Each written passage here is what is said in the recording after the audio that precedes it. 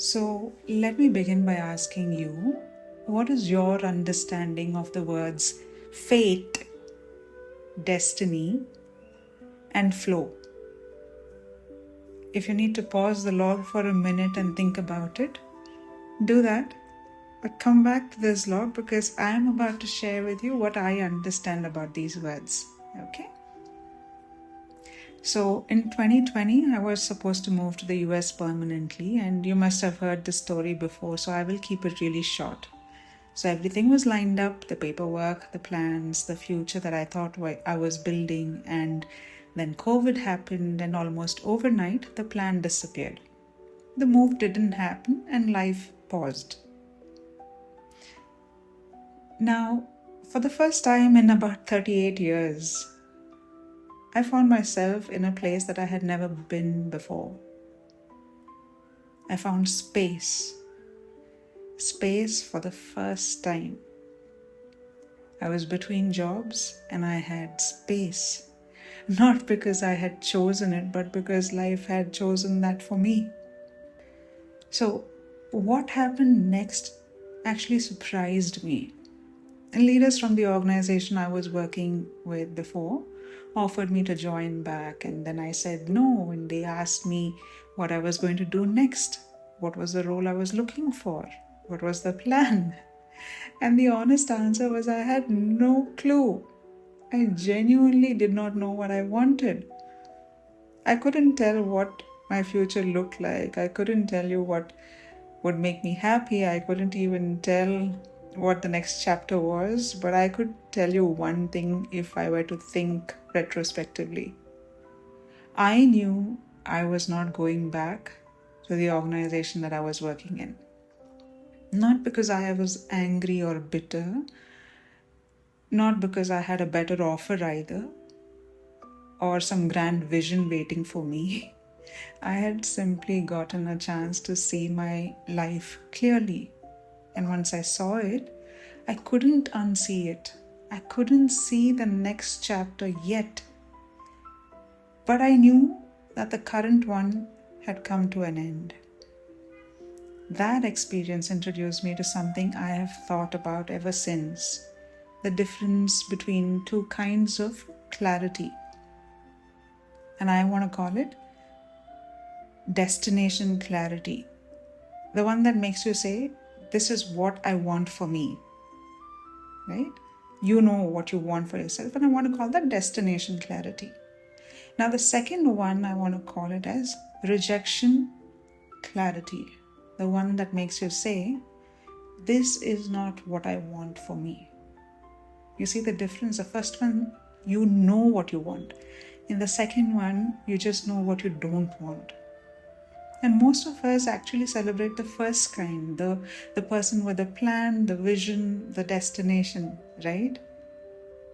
But I think the second kind deserves more respect than we give it, because sometimes a new chapter doesn't begin with certainty, it begins with honesty. The honesty to admit that something is not fitting right, that what looks good on the outside is not feeling right on the inside. That period of my life got me thinking about these three words: fate, destiny, and flow. I've often wondered whether each of us arrive here on this planet carrying a unique configuration, a unique way of seeing, feeling, learning, loving, growing. And no two lives are exactly the same. No two people on this planet experience the world in the exact same way, and perhaps that is why no two journeys look alike. And imagine the number of people on this planet, and not one is the same as the other.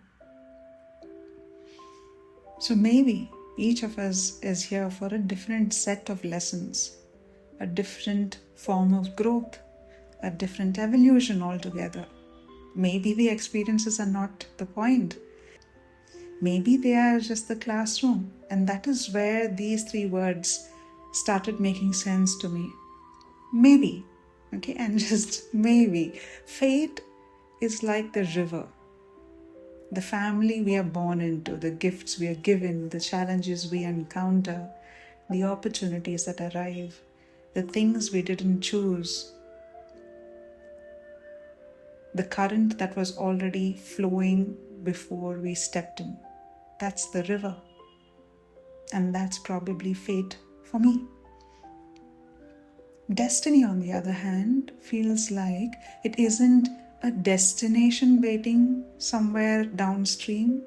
I feel like maybe destiny is what the river teaches us. How to swim when the current gets stronger, how to hold our breath when life pulls us under, how to float when the struggle stops helping, how to build the strength we didn't know we would need, how to let go of a rock we've been clinging on to for years, how to trust ourselves in deeper waters. Maybe destiny isn't where the river ends. Maybe destiny is who we become because we entered it.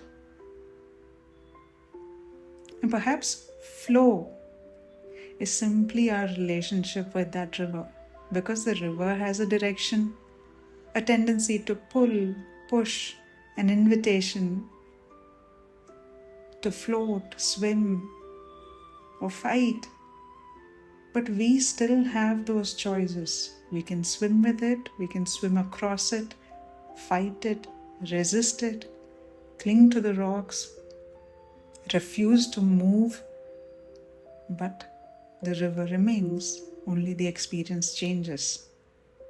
I don't know if I'm even explaining what I'm thinking well enough for you to understand, but that's how I see it. And probably that is why these three words are so different for me. Flow is what happens when our outer life and our inner truth begin to move in the same direction. Because something inside us knows we're no longer betraying ourselves. So when you think of your life right now, do you feel like you're in the flow of things? Or do you feel like you're doing it right by you? If you do, pause for a moment and ask yourself, what choices brought me here? Because you've done something right, and hidden in those choices may be more wisdom than you realize. And if you don't feel like you're in the flow, maybe you don't need a 5-year plan. Maybe the next step is much simpler than that. Just ask yourself, what part of my life do I already know is not working for me? Not what you want, not yet. Just what you know, because sometimes clarity arrives as a destination and sometimes it arrives as a refusal. A quiet knowing that says, I don't know where I'm going, but I know I can't keep going this way. And perhaps that is where every new chapter begins. Not with certainty or a roadmap, but with the courage to trust what your soul already knows and to take the next step into that river.